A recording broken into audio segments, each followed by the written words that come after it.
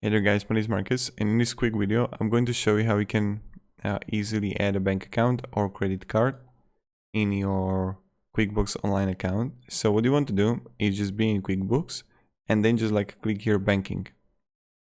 We're gonna click banking. You're gonna go on the right side, link account.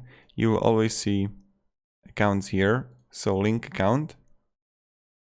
And now you just add here your bank or URL. It really depends which one you want. And then you just like connect it and that's it. So this is pretty much it, how you connect your bank account with QuickBooks. It's like pretty easy and pretty simple. So yeah, if you have any questions, ask me down in the comments. And have a great day and goodbye. See ya.